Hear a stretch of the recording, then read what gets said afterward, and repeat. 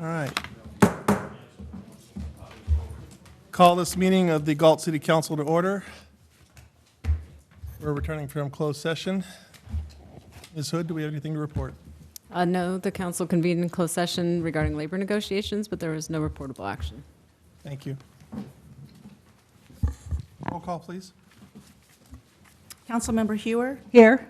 Councilmember Campion, Here. Councilmember Lamson, Here. Vice Mayor Cruz. Here. Could all rise for a silent prayer followed by the flag salute?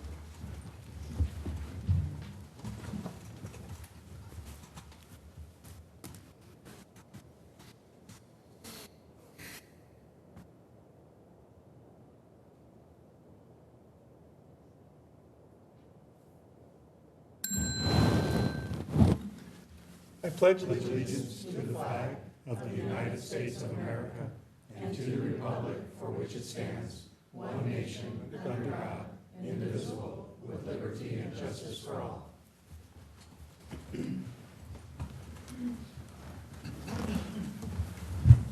Okay, if we can get the video statement, please. This meeting of the Galt City Council will be cablecast on Metro Cable 14, the local government affairs channel, on the Comcast, Consolidated Communications, and AT&T Uverse cable systems. The meeting is closed captioned and webcast at www.sacmetrocable.tv. Today's meeting will air Friday, October 6th at 9 a.m. and Saturday, October 7th at 9 a.m. The City Council meeting videos are also archived on the city's website, and a DVD copy is available for checkout from any library branch. Thank you. Do we have any agenda approvals, additions, and/or deletions? Seeing none, we'll move on to presentations. First off, subject is new employee introductions from Public Works. Vice Mayor Cruz and council members, we're pleased to introduce two new employees tonight.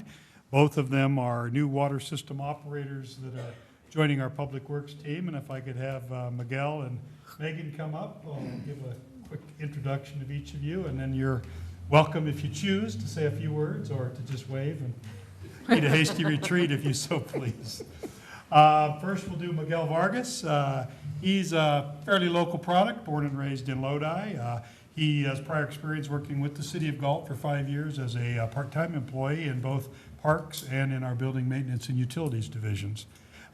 He is currently preparing to take his wastewater treatment plant operator exam in November, and we wish him well because that would be one of the tickets you got to punch on your career advancement in the current field. And if you see him slacking at Home Depot during normal working hours, that's not Miguel, that's his twin brother. At Home Depot. Yeah, we get all kinds of dirt on you guys. Yeah. And his drink of choice is Coca-Cola, so if you feel in the mood, bring him a Coke on a hot day. Anything you'd like to say, Miguel? No. Okay. Well, welcome as our one of our two newest water treatment, our water operators, which would be on our water rather than our wastewater side, and keep up the good work, and welcome aboard. Thank you. I'd like to introduce Megan Schmidt. She's a military brat, born here in California, but has moved among many states, as military families tend to do. And she's married and lives in Fairfield, so she commutes to Galt every day. And she's caring for extended family there. She studied wastewater treatment technology at Solano Community College and has received an Associate of Science in Water Treatment there. So she comes well qualified to us. And while she was going to school there, she worked for the City of Fairfield at a couple of their water treatment plants, according to my good cheat sheet here. So we welcome Megan Schmidt aboard. And would you like to say anything? No, thank you. Welcome to our team.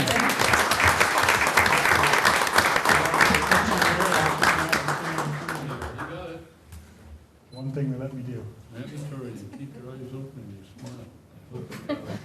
Thank you very much. Okay, moving on.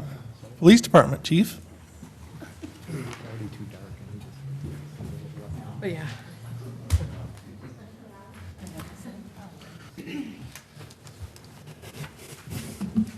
You got to stand right in the middle in front of everybody. We're a target. You doing okay? Good, good. So I told, this is our newest officer, Stephanie Stewart, and I told her that I was planning on embarrassing her, but little did she know that I would never do that in a public setting like this, maybe.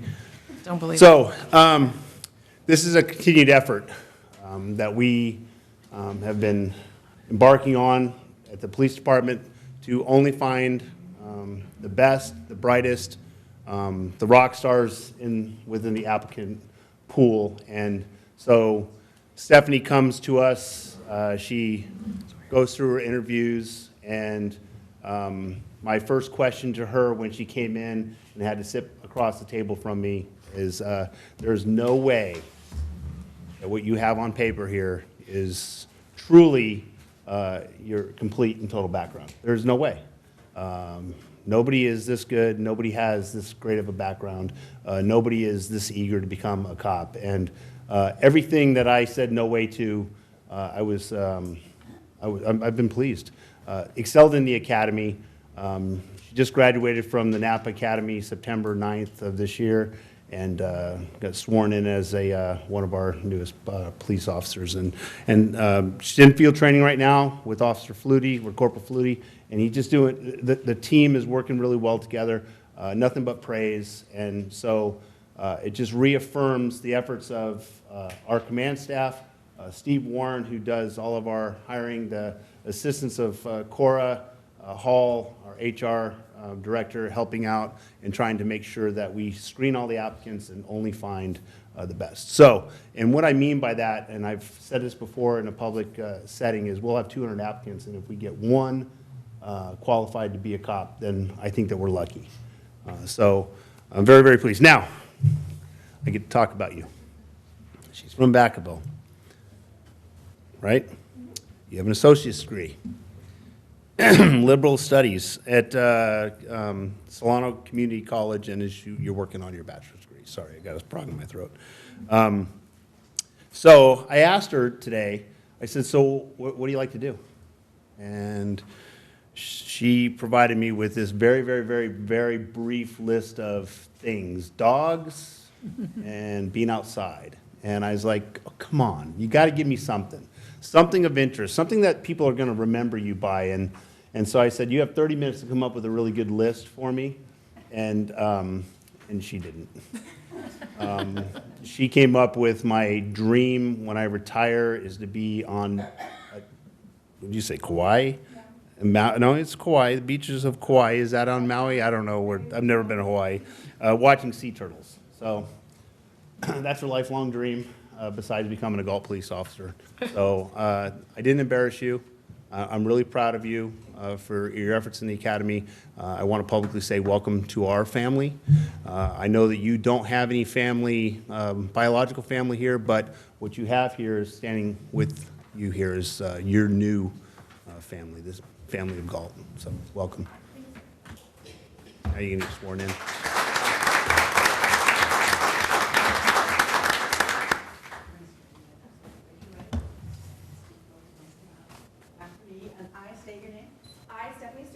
Do solemnly swear That I will support and defend that I will support and defend the Constitution of the United States, the Constitution of the United States, the Constitution of the State of the California, Constitution of the State of California, against all enemies, foreign and domestic, against all enemies, foreign and domestic, that I will bear true faith and allegiance that I will bear true faith and allegiance to the Constitution of the United States to the Constitution of the United States and the Constitution of the State of California, and the Constitution of the State of California, and I take this obligation freely that I take this obligation freely without any mental reservation without any mental reservation or purpose of evasion, or purpose of evasion, and during such time and during such time as I am an employee as I am an employee for the City of Galt, for the City of Galt, I will faithfully discharge I will faithfully discharge the duties the duties of the position of police officer of the position of police officer to the best of my ability. to the best of my ability.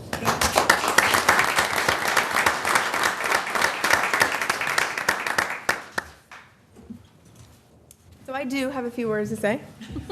maybe a few, but they're there. I started this journey November of last year when I applied to Galt for the very first time.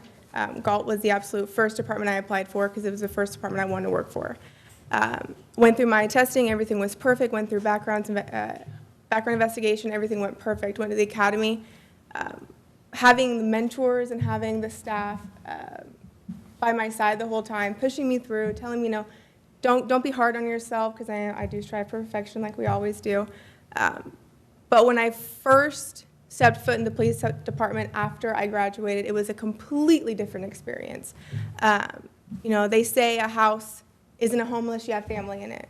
And my house is the police department, and you guys make it a family, and you guys make it a home, and I appreciate it. And I am so eager to work amongst all of you guys. And in my department, I dropped Mark Cruz and Lori Hewer, all of you guys, researched all of you guys, and I'm very pleased to work beside not only you guys, but the police department and our citizens of the community. So I appreciate it, and I look forward to seeing each and every one of you guys.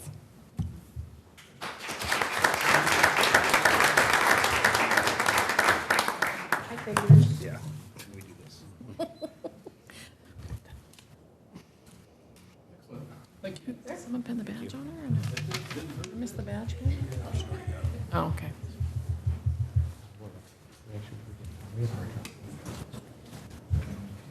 Moving on. We have a report from the Beautification Committee.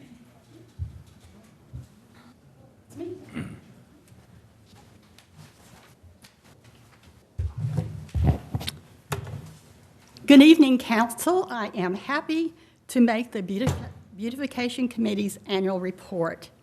It will include the past year and some new changes.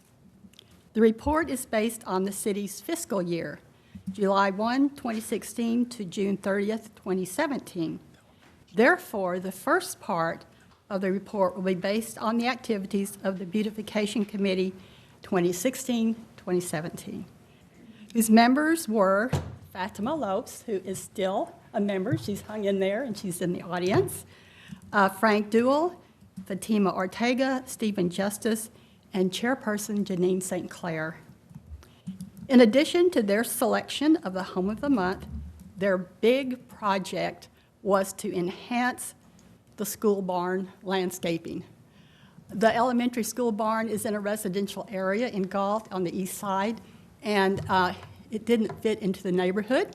So the Beautification Committee rolled up their sleeves and made it pretty, beautiful.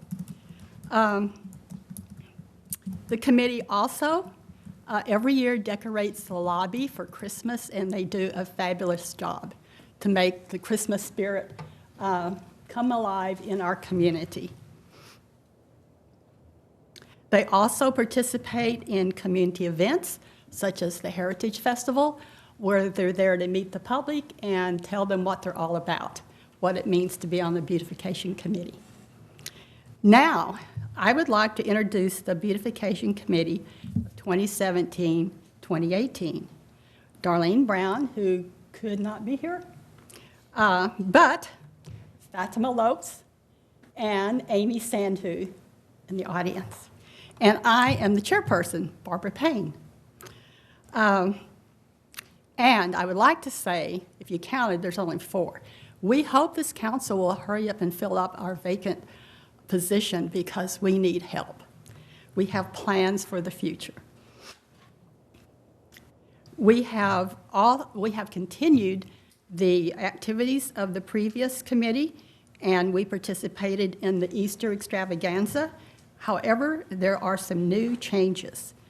The Galt Beautification Committee has moved. Yes, we have.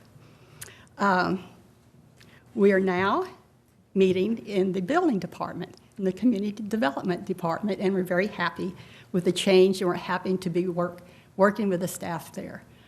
Not to say that working with the city clerk wasn't a real pleasure, and through the years, I think almost from the beginning, the city clerk has been the staff person, and so we appreciate all of that. Our goals for the upcoming year is to make a new logo. We have changes, and we're ready to make these changes. We want to review the bylaws and submit any changes to the City Council for approval. We would like to enhance the city's Christmas decorations, especially on Lincoln Way.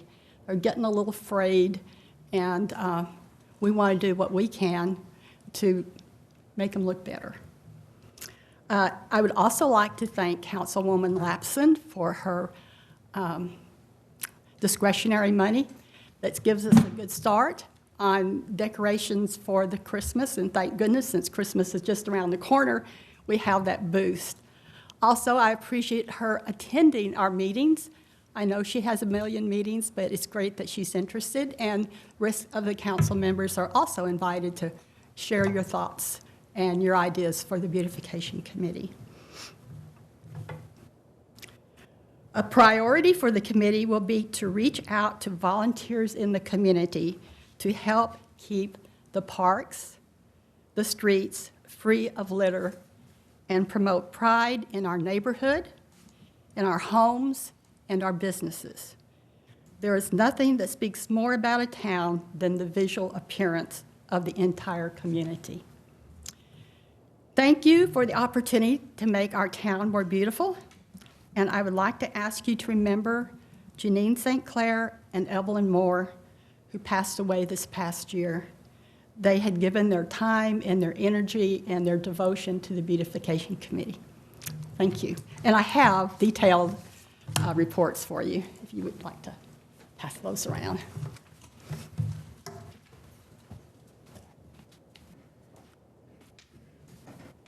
Thank you, Barbara. Okay, next is the Commission on Aging Annual Report.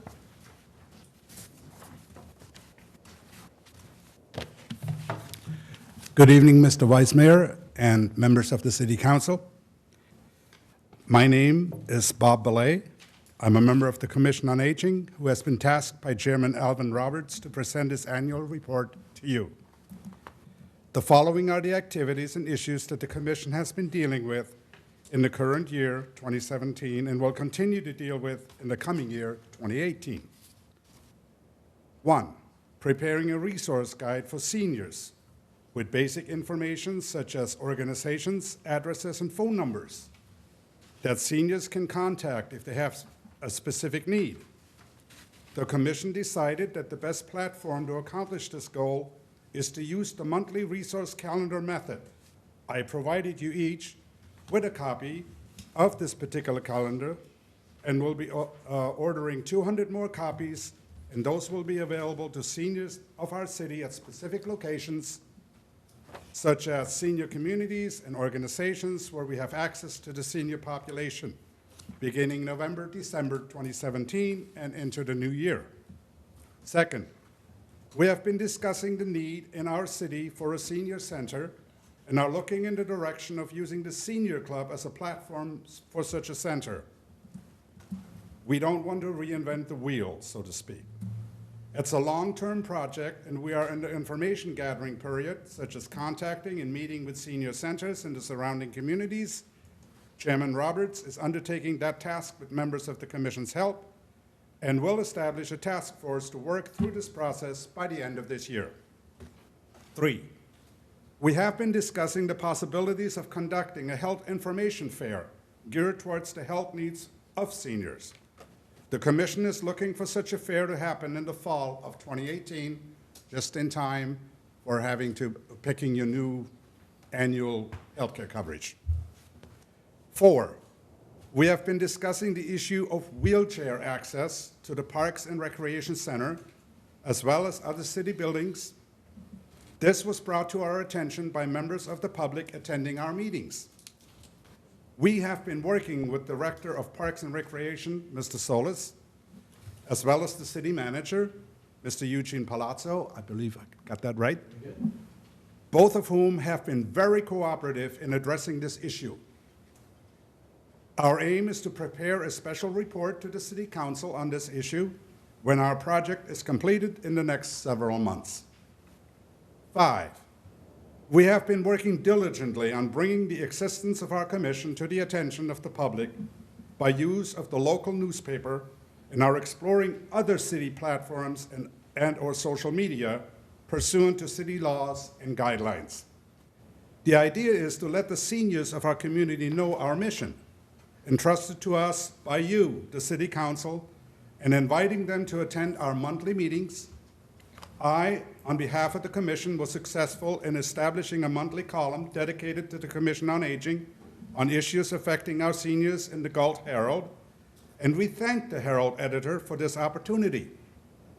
We have submitted our mission statement and our agenda to the city clerk for publication on the city's website, and the quarterly pamphlet mailed to citizens of our community for her perusal and approval, with changes suggested by the city clerk if there are any. Kudos to the city clerk and Parks and Recreation, specifically their representative, Ms. Monica Lopez, for their cooperative assistance. We will start using those media platforms beginning with the new year. 6, we have been working diligently on a citywide survey for seniors in an effort to ascertain what our seniors' priorities are. Chairman Roberts has undertaken this project, and the Commission has approved such a survey. Chairman Roberts, with the help of Commissioner Andrea Johnson, is in the process of effecting the most efficient way to distribute and collect this survey from our seniors. My column in the Galt Herald in September introduced the seniors, at least those who subscribe to the Herald, to this survey and invited them to participate. I was also successful in having my landlord at the Three Palms Mobile Estates include this survey in her monthly bill mailing to my 130 fellow residents for October. I'll be collecting those responses from her and forwarding them on to Chairman Roberts. This will help us as a commission to get ready for our tasks in the coming year. 7, finally, we, the members of our commission, take our task of being advocates for the seniors of our community very seriously, and will continue to encourage all seniors to bring issues concerning them to our attention by letting them know about us, our mission, and inviting them by all possible and legal means to communicate with us their concerns so that we, in turn, can apprise you, the City Council, of any legitimate concerns that may require your action. Are there any questions? Council. Thank you. Thank you, sir. Very good. Thank you for the calendar. You're welcome. Anytime. Parks and Recreation. I don't see my commissioner in the audience. Would you like me to give the report, or would you like to reschedule? Let's give your representative a chance. We'll go ahead and reschedule. Okay, I apologize for that. Moving on to public comment. Want me to say, read it first? Please, please. Under Government Code Section 54954.3, members of the public may address the council on non-agenda items. Speakers may address City Council on any agenda item during consideration of the item. Speakers shall restrict their comments to issues that are within the subject matter jurisdiction of the City Council and limit comments to a maximum of 5 minutes. Please fill out a speaker sheet located on the table inside the entrances to the council chambers and forward the completed speaker sheet to the clerk. Okay, and we have Lynn Hutchinson. Thank you.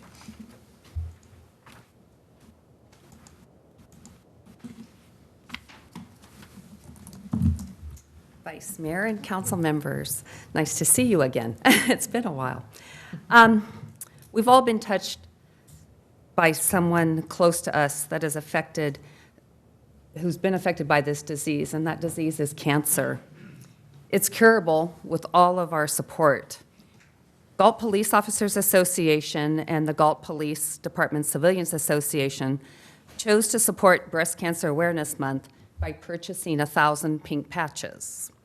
These patches are similar to the ones our officers are wearing on their sleeves this month, as you can see by the chief and our officers back here, and our office staff is wearing the polos with the logo. All proceeds from the sale of these patches will be donated to SOS, which is Save Ourselves Breast Cancer Lingerie Closet, and UC Davis Resource Library. The closet has a beautiful selection of new and gently used items such as camisoles, hats, wigs, and other miscellaneous items. All the items are without cost, regardless of where a patient is or has been seen. Tonight, our association would like to give each council member, city clerk, and city manager a patch. I'd like to donate to pay for it. Thank you. Oh, she must have, Could have told us ahead of time. my purse is in the office. Did you pay for me It's in the too? mail. I can. That looked nice.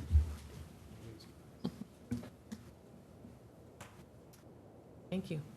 You're welcome. We would also like to thank the chief for his support of this program.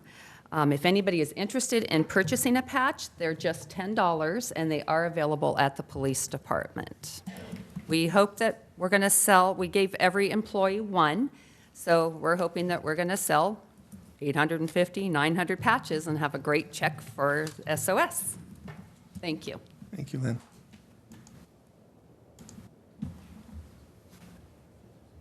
Rich Lozano?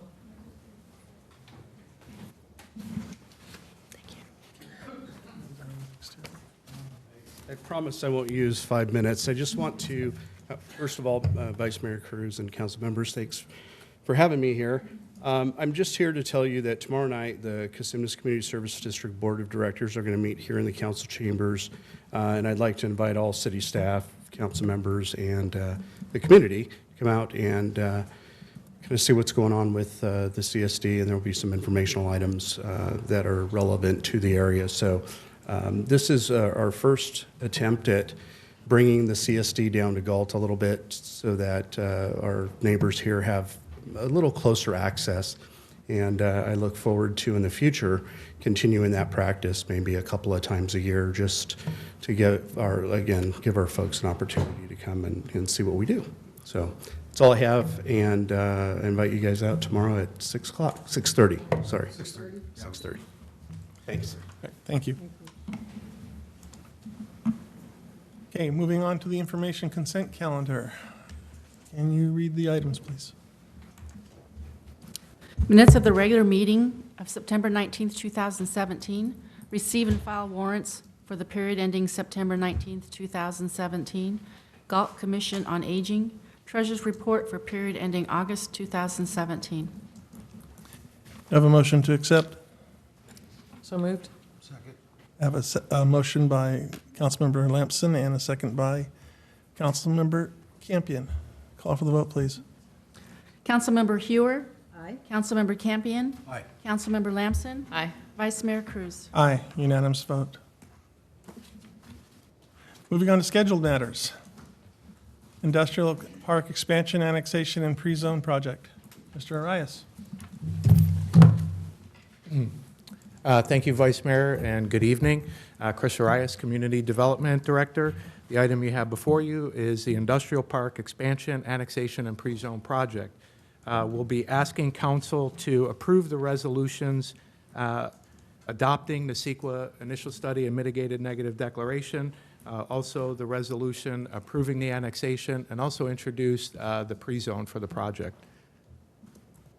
A little background on the project. Council directed staff to initiate an annexation for two primary areas. The commercial area is north of Twin Cities, and then also the industrial area that we're going to talk about tonight. Staff proceeded with this annexation and completed an environmental document and brought it to Planning Commission in 2016. The Planning Commission recommended approval of the annexation, but the environmental document uncovered a couple public comments that were of note. Most notably, the Air District commented on the environmental document that our annexation was not consistent with the sphere of influence expansion that we had north of Twin Cities. And in that, they said that we had been required to complete a 35% air quality mitigation plan, as well as complete a climate action plan by the time of application to LAFCO. So based on those comments, staff proceeded to complete the 35% air quality mitigation plan and also the GHG reduction plan. We've had some changes which kind of made us move the industrial zone annexation a little bit forward in advance of the commercial areas north of Twin Cities. Most notably, that we have the need for an expanded industrial park, and I'll get to that on the next slide. But a couple things have happened on the commercial annexation north of Twin Cities. The GHG reduction plan and the 35% air quality mitigation plan have been taking a little bit longer. And as you know, the city received a grant to complete a climate action plan. So completing the climate action plan will eliminate the need to do the GHG reduction plan for the area, and then also help us with our 35% air quality mitigation plan. So the plan at this point is to proceed with the industrial area and then come back to the commercial areas north of Twin Cities when the climate action plan is complete. And we're expecting that probably at the end of 2018 and maybe into 2019. So that is the reason we separated the two areas. The rationale for proceeding with the industrial area is, the city looks to the industrial area for our jobs to housing balance. And with the annexation of Eastview and the potential of up to 1,500 homes, to help balance out that residential growth, we need to have some industrial growth. And our existing industrial park is rapidly building out. There are no large parcels of land available for development. In addition to that, there are large parcels for sale in the expanded industrial zone. Staff has been receiving many calls for potential development, but because they're currently in the county, it makes it a little bit more difficult to develop.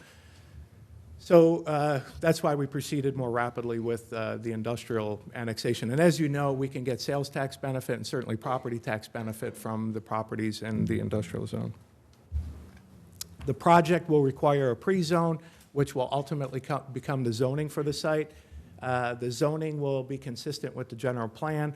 The bulk of the area will be zoned light industrial or light manufacturing with a small band of office professional at the northern portion. So you can see the boundaries are basically north of the existing park, which is north of Live Oak, and then south of Spring Street, and then between the freeway and the railroad. So the land up south of Spring Street will be zoned office professional to provide a buffer between the residences north of Spring Street and then the industrial users to the south. And it is, again, consistent with the general plan.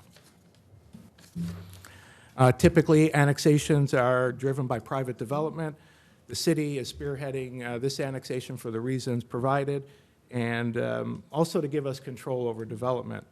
This annexation will obviously transfer the oversight of the annexed area to the city rather than the county, and we are currently working with the county on a tax sharing agreement and hope to bring that to you soon. Approval findings have been made for the project, and they're detailed in the staff report. The project is consistent with the general plan. The city has identified this area for growth, not only in this general plan, but even the previous one. A CEQA initial study, mitigated negative declaration, was prepared for the project. Staff received 3 comments. They're shown as attachment 1 in the staff report. The comment letters did not affect the analysis of the initial study. However, for clarification purposes, we did prepare an errata to the document and then also a response to comments, and those are also attachment 1 to the staff report. In reality, though, removing the Twin Cities area from this annexation will actually move this up quickly and remove roadblocks for the annexation. The next steps are a second reading of an ordinance, if so introduced tonight, complete the tax sharing agreement, and then submit the formal application to LAFCO. Once we submit the application to LAFCO, timing is out of our hands, but we're hoping that we can get to the LAFCO decision makers either by the end of this year or the beginning of next. And that concludes staff presentation. We are asking council to approve the resolutions that approve the initial study, and then also the annexation, and then introduce the ordinance approving the pre-zone for the project, waiving the full reading, and continue to the next regular meeting for adoption. Again, that concludes staff presentation. Cindy Ganos with Rainey Planning and Management, they completed the environmental document, is here, along with staff to help answer any questions you might have. Thank you, Chris. Council, any questions? Real briefly, LAFCO is lead agency on this, correct? Correct. So, and they've obviously reviewed all the environmental documents, and their comments have been responded to. Exactly, and those are included in the report. And we've had numerous discussion with the LAFCO representatives, and they are satisfied with our response. because we know the concern that when we make that application, we know that environmental document needs to satisfy their needs. And so we've been given that indication that the responses and the document are satisfactory. Good, good. Looks good. Thank So, you. Chris, just for public knowledge, this has been in the works for a long time. You said how many times in the general plan? Yeah, this area has been in the general plan, certainly since 2009 for the current general plan, but even prior to that. I think the previous general plan was approved in the 1980s and included this area for growth. So this has been identified for growth for the city for some time now. Thank you. Thanks, Chris. And with that, we will open the public hearing. Do we have anyone who wishes to speak on this item? Seeing none, we will close the public hearing. Any further comment from council? I'd move staff's recommendation. Second. Okay, we have a motion by Councilmember Campion and a second by Councilmember Hewer. Call for the vote, please. Councilmember Hewer? Aye. Councilmember Campion? Aye. Councilmember Lamson? Aye. Vice Mayor Cruz? Aye, 4-0 vote. Okay, moving on to the regular calendar, Community Development Department. South County Transit Link Fueling and Maintenance Facility Project, initial study mitigation, negative declaration. Mr. Rice, you're up again. I should have just stayed up here. So as you stated, the item you have before you is the SCT Link Fueling and Maintenance Facility Initial Study and Negative Declaration. We are seeking council approval of the project CEQA document only. The project site is located at 550 Elm Avenue, which is the current site of the city's corporation yard. The front side of the project, or the front part of the site is zoned public, quasi-public, and is zoned appropriately for the use. The expanded area in the back is zoned R1C, which is a residential designation.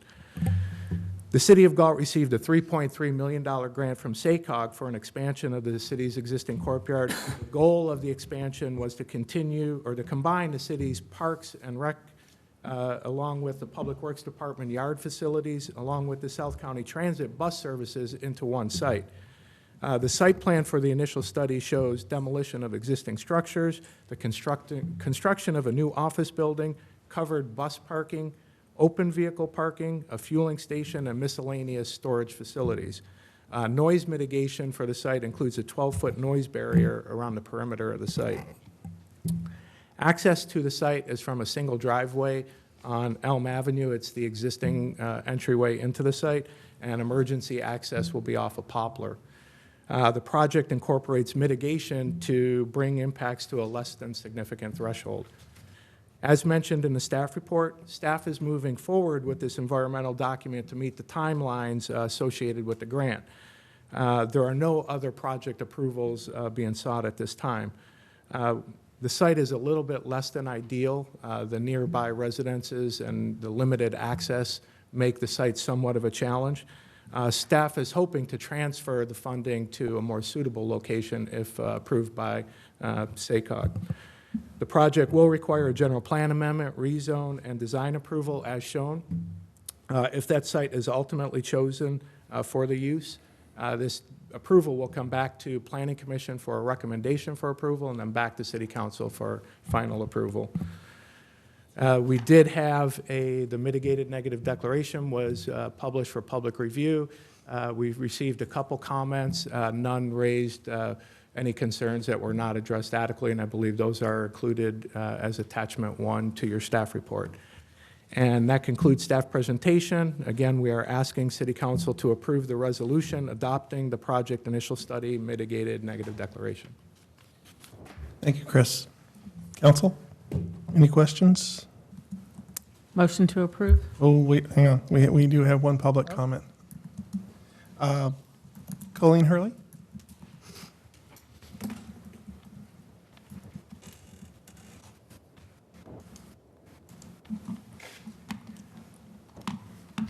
Good evening. Thank you for your time.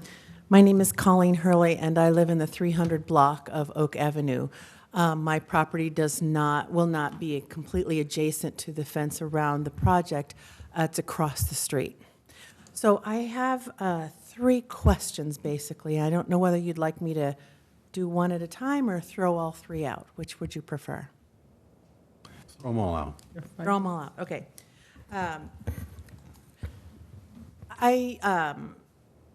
My biggest concern about this project, and I've read it at length, is about the light pollution.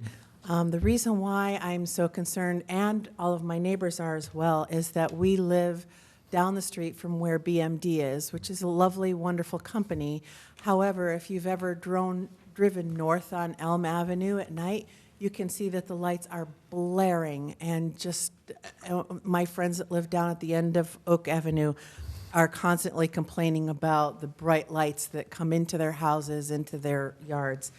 In reading this document, I see that there's a lot of reference to that the lights will be according to code for the city of Galt. Part of my question is, what is that code? I talked to Mr. Arias a little bit earlier today, and you mentioned 12-foot fences. Mr. Arias, in the document, it says 8-foot fences.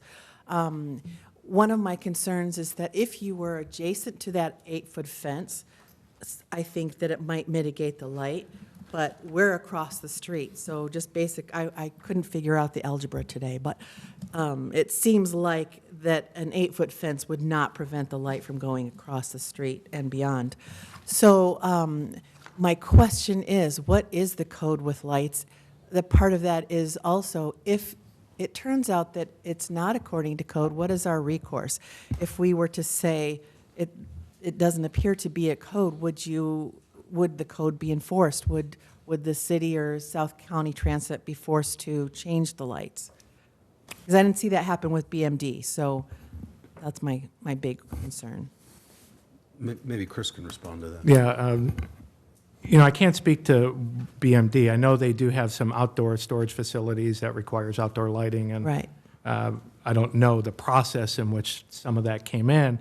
If it was just a mere building permit, sometimes it's difficult to impose the standard conditions. But in this instance, there is a specific mitigation measure that requires that the outdoor lighting be directed and shielding downward to avoid the nighttime spillover.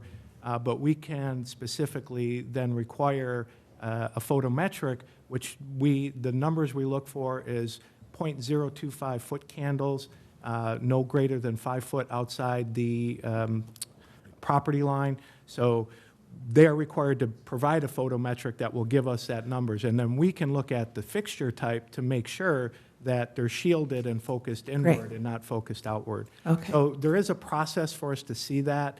And again, BMD's kind of developed over time. Right. So I don't know, which lighting is. And I'm not here to complain about them. Like I said, it's a wonderful company. It's just, that's what's scaring us. Yeah. So, I would say lighting in general is a big item for the city. It is a requirement or a required finding for design approval. So when the project comes back to Planning Commission and City Council, that's one thing that they would look for, is to make sure that it conforms into that. Okay. That lighting standard. And that's in particular because it's immediately adjacent to residential, right? To contain the light on site. Oh, and you're saying that might not apply to BMD? No, it does apply, and that's what Chris is explaining, that there's specific mitigation for All right. that. Thank you. Second question I had was involving the infrastructure. We talked a little bit about this today, too. Are the sewer lines and water lines going to be incorporated into what's already there on Oak Avenue, or is there going to be new process there somewhere? I have concern about that because the infrastructure is probably as old as the house is. My house is 70-some years old, and we're already having some issues with water pressure and sewer problems, so. I don't know if you want to.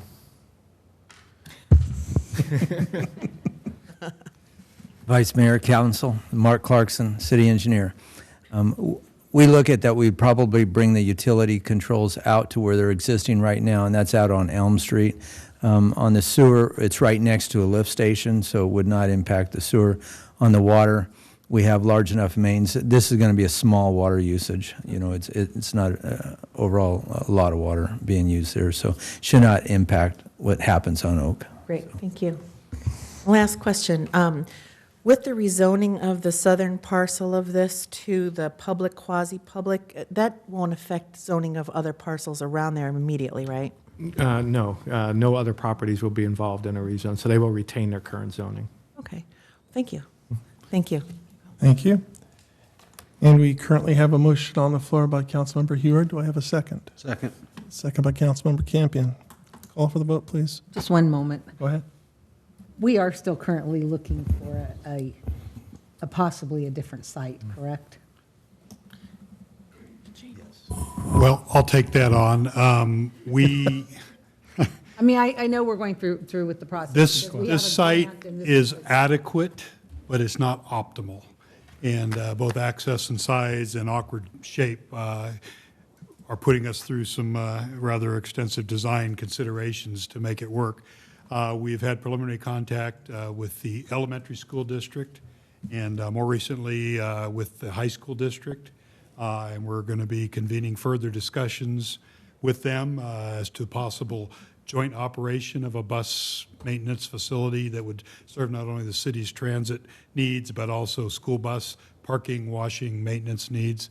And if either of those were to come to fruition, we would need a larger site, and in fact have been already perusing potential properties within the industrial zoning that would be accommodate a larger use and would not be adjacent to residential.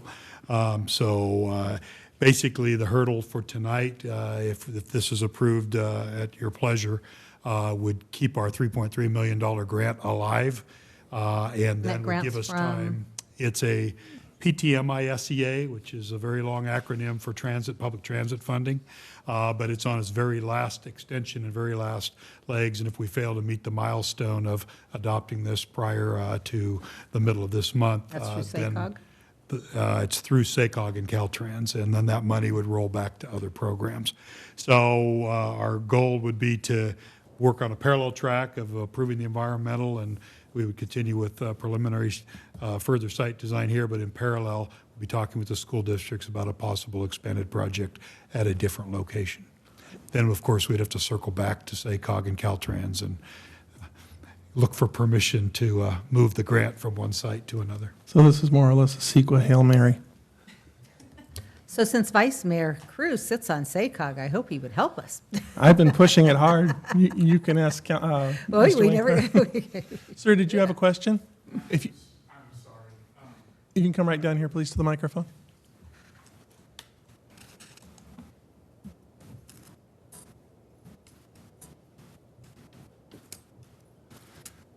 First, I'd like to apologize. I'm not sure if you're going to accept any other public comment on this topic, because I didn't fill out one of those cards, but I do live next to the property that's in discussion. I live at 401 Poplar Street. My name is Robert Sealer. We've lived at the property for the past 5 years. When it was through the zoning process, we purchased the home from the Weathers family. My concern is if you put the emergency exit at Poplar Street, that street is barely wide enough to get my vehicle and your garbage truck down at the same time. We've had to wait to leave for work or take our kids to school for the garbage truck to be able to make it to the end. And there is no current turnaround at the end of the street. Vehicles are turning around in a dirt area that was just purchased by a land developer. I think they're going to put 3 homes, at least that's what we're being told by the property developer's contractor. We have that as a concern. I agree with her, lighting is a concern because we get a lot of the light from the BMD pipe fitter. And then also with it being a 8-foot fence, I work for Lower Unified School District. We have an 8-foot fence with razor wire. We get people over our fence all the time. I feel it's going to be a concerned security issue for the city with it being a bus yard and a fueling station. The other question that I have is operation hours. Since we are residents living next to a commercial facility, what's the noise going to be like when it comes time dark? Those are my comments. Okay. Thank you. Thank you, sir.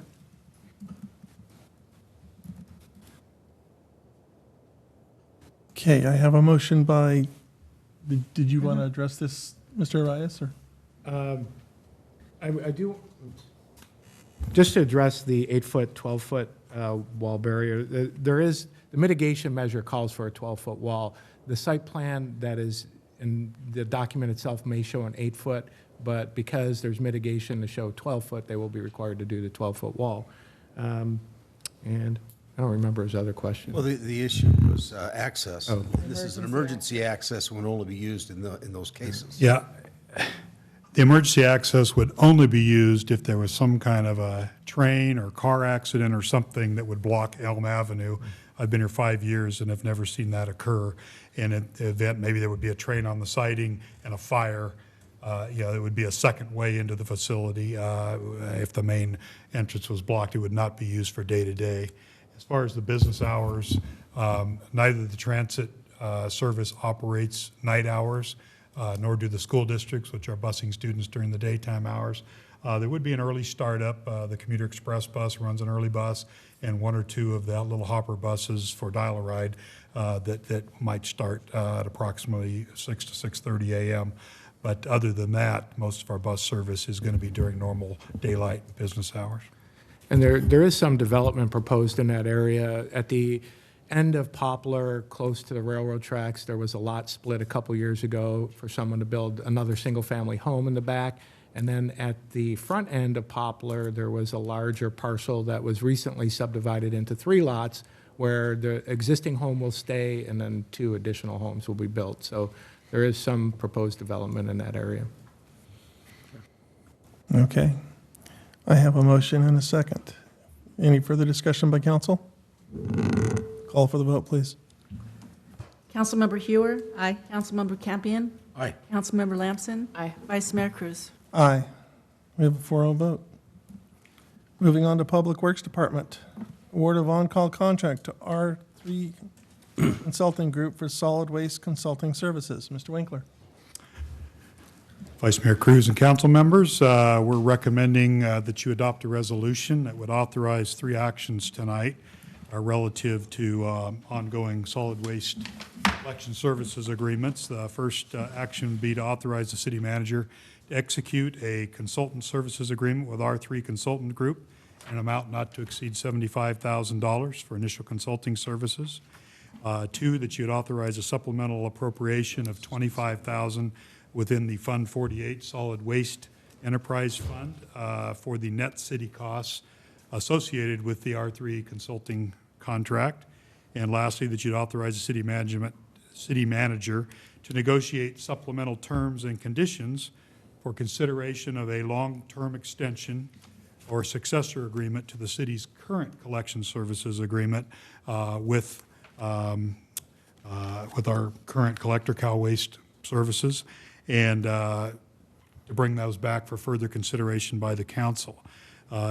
Once that, if you saw fit to approve that proposed resolution, we would also recommend, it's been 4 years since an ad hoc solid waste committee was established for negotiations that were to occur back in 2014 and have kind of been on hold since then.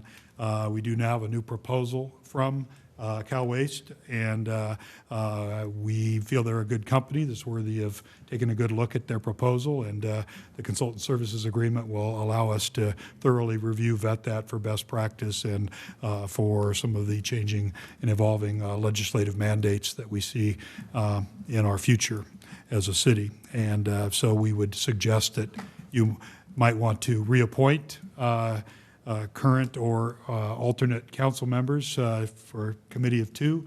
Previously, you appointed Commissioner or Council Member Campion and Mayor Powers, who has since left the council. So there's at least 1 slot open unless you'd like to reconsider both appointments. So we're recommending approval of the resolution and, at your pleasure, appointment of council members to a continuing committee. I'd still like to continue on it. Okay. I wouldn't mind being on it either. I don't know if you want to be on it. Okay.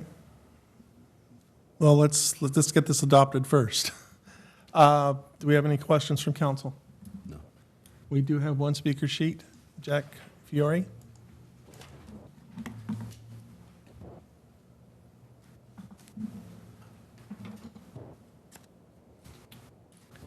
Thank you, and good evening. I'm Jack Fiore. I'm the Vice President of Cal Waste. We've met with Mr. Palazzo, Mr. Winkler, and we've reviewed and commented on R3's proposal and their scope of work. The current and upcoming solid waste legislation and regulations are legitimately complex right now, and they're equally fluid right now. We understand staff's desire to hire an expert to help navigate through those regulations alongside the contemplation of our proposal. And although we pay for them, we realize, we understand that R3 is the city's consultant, and I guess in advance I would say we may not agree with them on every point as we move forward. R3 was the city's consultant for our current contract that we work under, and that experience was okay at the time. And as I was preparing my remarks for tonight, I was looking for an example, and bing, the inbox light went off, and we were notified that our employee health insurance premium is going to go up 50% at the next renewal. And our current contract with R3 has no provision to allow us to recoup that kind of a year-to-year increase. So that's an example of something that looked good 8 years ago or 10 years, 9 years ago, but today it doesn't work as well as it once did. Most of you know, Cal Waste is a fiercely private company, and that can be problematic with this kind of information, or with the kinds of information that we expect R3 to request in order for them to accomplish the scope of their work. And their quoted scope includes providing the pros and cons of continuing with Cal Waste versus going out to RFP. And that's concerning to us for a couple of reasons as well. One may be not so obvious. By the time they get around to making that recommendation, because of the process, our proposal, our rates, our strategies may be pretty well publicized. And so asking us to respond to an RFP is asking us to bid against ourselves when everybody else already knows what we bid. So that's a concern. Cal Waste offers competitive services, competitive rates, and an infrastructure to support those programs here in Galt. We want to build up that infrastructure with rates and programs that will continue to provide the services we believe that Galt needs to achieve present and future solid waste regulations. So while you've heard our skepticism about engaging a consultant to be involved in our contract discussions, we have funded and we do support staff's request with this to engage R3 for this program. Thank you. Thank you. Thank you, sir. Thank you, Jack. Any further discussion with council? Some of my concerns are $75,000 to go over a contract for 8,000 residents. Seems a little high, and I know it's over 3 years. I was looking, the contract they proposed will probably generate $8 to $9 million already. I'm just not sure if we need a full-on consultant for that, if we can't compare their rates with other cities and if they're in the realm of norm. What do Is you it mean? worth the What do you mean it'll $75,000? generate $8 to $9 million? And what do you got? Some of the things that they're proposing that would come up should generate $8 to $9 million of What? income, and What income? what we make off them. We don't make anything off They don't make the No, infrastructure and stuff like that. No, No. the contract is, Then I was misinformed on that, but yeah. okay, well, I don't know what you're reading or where you got your information, but the service contract, we have a contract with them.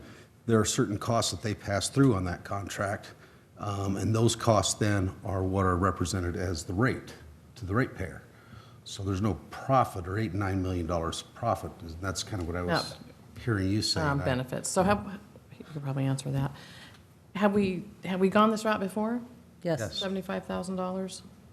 Well, I think one of the concerns is that our staff don't have the expertise to evaluate solid waste, and so we really need an expert in solid waste to ensure that we are getting the best deal for the customers of Galt, because we are representing the customers here in Galt. So we have to ensure that when we enter into agreement with Cal Waste, that we in fact are getting the best service. And I mean, I think the service is outstanding, but we're getting the best economics, right? That we're getting, that they're charging the right amount, that we're being able to meet the standards, that everybody's getting a fair deal. Our staff doesn't have the expertise to do that, so we need to bring in a consultant. But this $75,000, a large portion of it's being paid by Cal Waste. Yeah, I understand Right? that. So Cal Waste is going to assist us because they also understand that staff don't have that expertise. We don't have a solid waste or a garbage disposal service expert on staff. So this will bring in a company who is an expert on solid waste disposal or whatever we want. Okay, those are just some of the concerns I had. You know, and I understand, you know, Cal Waste has been in the city for a number of years. They're an excellent provider. And I understand Jack's comments when it comes down to, you know, what becomes public and what doesn't. It's certainly not my intent, and I don't think it's council's intent to purposely divulge information which would undermine them in the future. If we did, and I don't know that that's going to be the decision to go out to bid. It's an issue that comes up under every contract, and it's been that way since I can recall. Because Cal Waste has been with the city's provider for, well, it's been over 30 years, as long as I know. So, I mean, but it is an issue, and like Lori, you say, you've got to make sure you are looking at what is a reasonable cost and a reasonable service in comparison to what is out there and available if we went with a different provider. And I think that's just our obligation. So, Fair enough. Okay, any further discussion? Let's take this in two parts if council's okay with that. So part one would be the adopted resolution authorizing the city manager to execute a 3-year consult services agreement with R3 Consulting in an amount not to exceed $75,000 for initial consulting services, and authorizing a supplemental appropriation of $25,000 within Fund 48 Solid Waste to fund the next city costs associated with the current year R3 Consulting Group services, and authorizing the city manager to negotiate supplemental terms and conditions for the consideration of a long-term extension successor to the city's current collection services agreement for the city council consideration. So moved. Easy for you to say. second. I don't envy you. Motion by Councilmember Hewer, second by Councilmember Campion. We have no further discussion. Call for the vote, please. Councilmember Hewer? Aye. Councilmember Campion? Aye. Councilmember Lamson? Aye. Vice Mayor Cruz? Aye. So that part's a 4-0 vote. We'll move on to the second half of this. Is appoint a city council subcommittee of 2 members to provide guidance to staff in negotiating a potential long-term extension or successor to the current collection services agreement. Kurt, you made comment that you want to remain on it? Yes, I would. Okay. Paige, did you say? Yeah, Because if not you, I'd like to sit on it. If you're willing to do I'll it, do it. go for it. You All have a right. lot more on your plate. Okay. I just want, you know, Councilperson Lamson to understand, meetings could conflict with your schedule. I know in advance, and enough in time in advance, I'll make some. Okay, It's one of those things. You guys usually- Nope, I have no problem. okay. It varies. So we have It's been a while. Councilmember Campion and Councilmember Lamson to act as part of the subcommittee. Do we have a motion to that effect? So moved. Okay. Second. Now we do have to Rochambeau here. We'll take the motion by Councilmember Hewer, second by Councilmember Campion. Call for the vote, please. Councilmember Hewer? Aye. Councilmember Campion? Aye. Councilmember Lamson? Aye. Vice Mayor Cruz? Aye, we have a 4-0 vote. Very good. Moving on to the Public Works Department on approval of Senate Bill 1, project expenditure list for fiscal year 2017-2018. Vice Mayor Cruz and council members, Mr. Mark Clarkson will provide you a very brief presentation on what we're recommending tonight. SB1, as you may recall, was a package signed by the governor that included some significant fuel tax, excise tax, gas tax type funding increases for the first time in many years in California to help support our crumbling infrastructure. And so this would be the first step down the path of that new revenue stream. Mark? Vice Mayor, Council, I'm going to make this a really short presentation, so be right here. We've got this project, SB1. We want you to approve the expenditure list, the project, if I can get this going.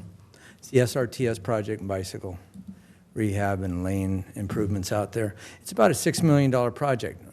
Bid should open.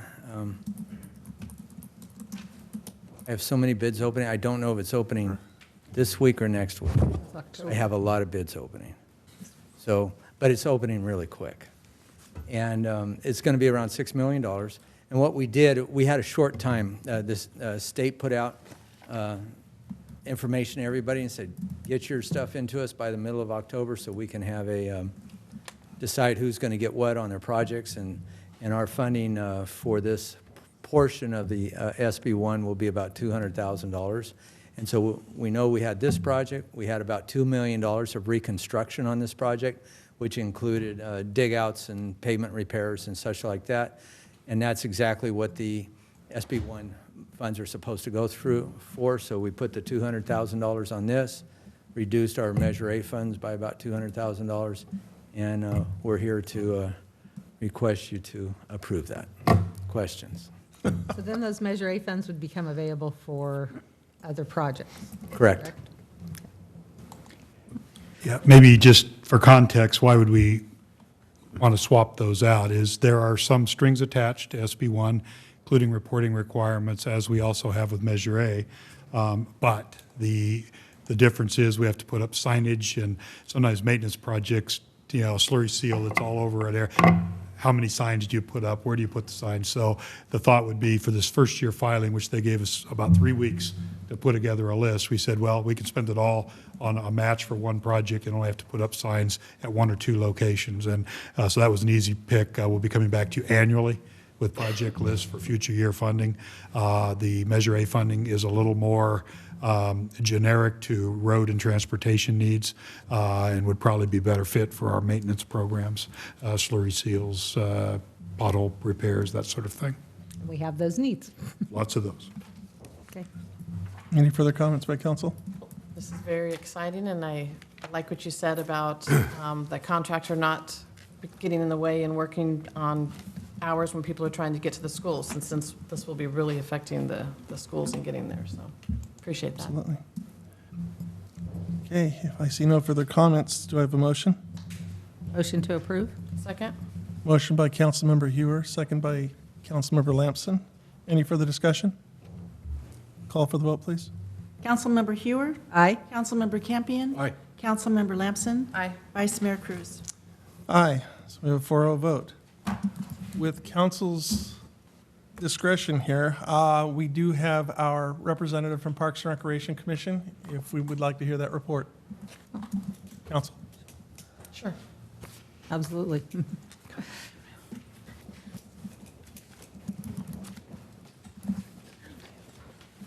Thank you, guys. Just wanted to introduce myself to the council. I'm Chairman Joseph Batondo, Joe Batondo. I've lived in town for 20 years, or probably longer than that.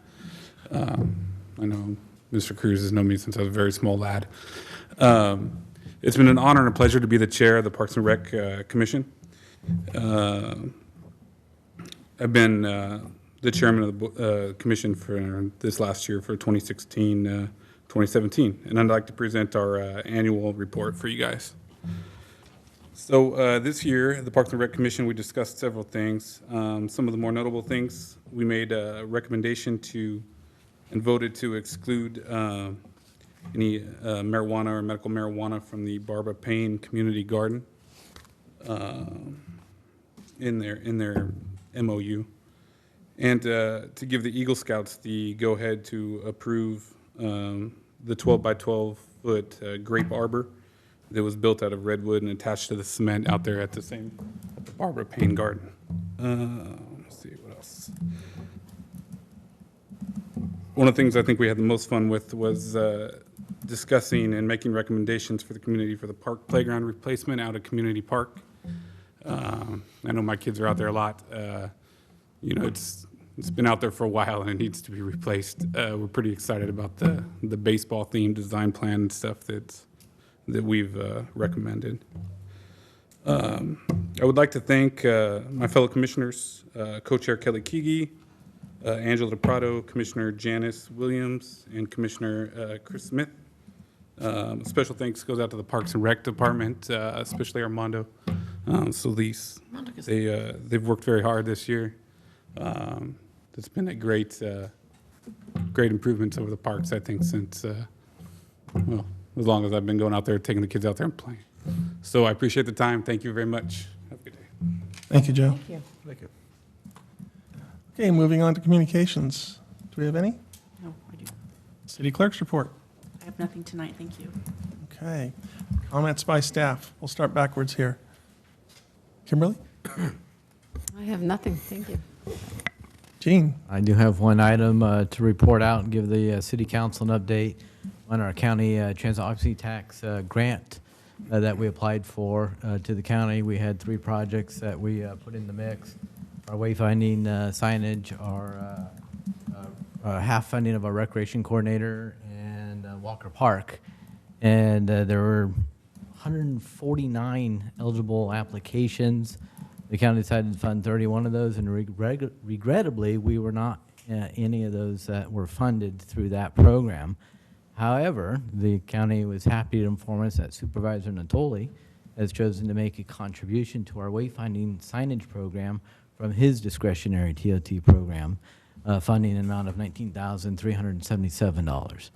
So we were able to, get that funding, and we should be receiving paperwork on that here in the next week or so, and then we'll start that program to make that happen. So please thank Supervisor Natoli for his contribution to the city of Galt. Very good.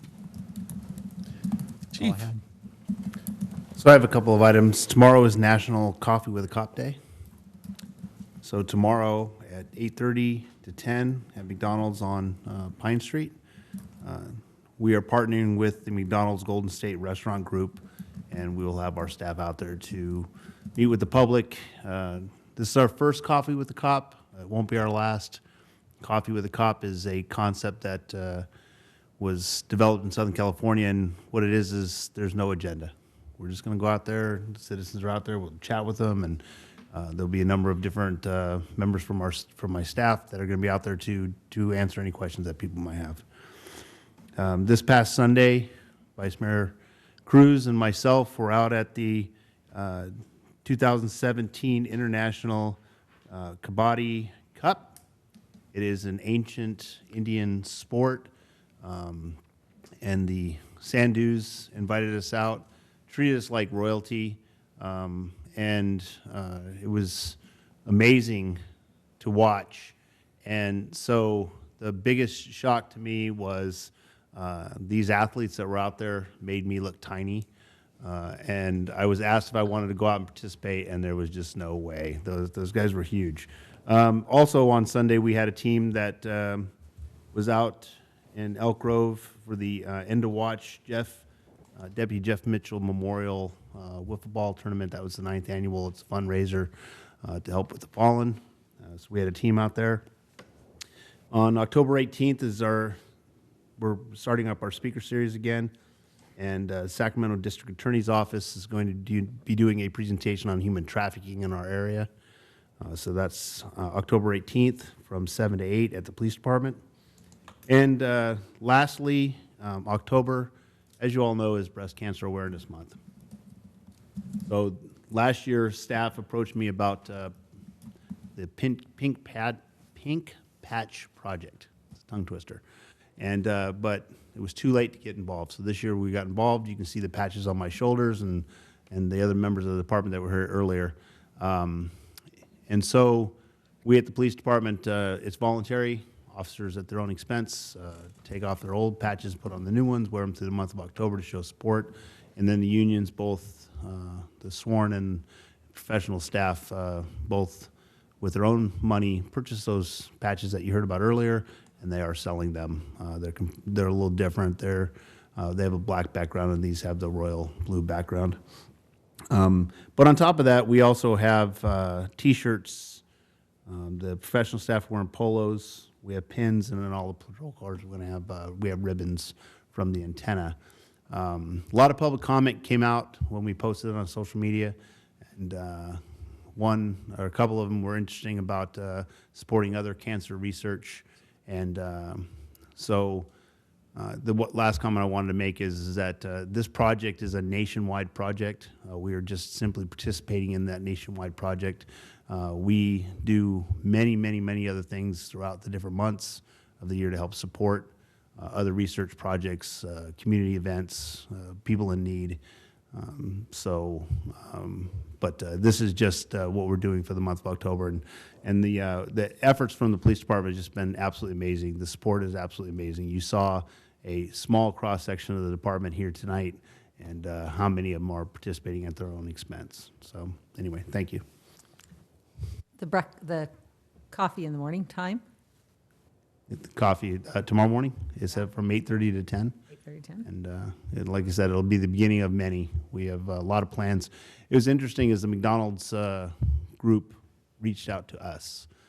They want to partner with Galt and help with our community outreach efforts, so that you'll be seeing them a lot more in some of the things and some of the events that we're doing. So,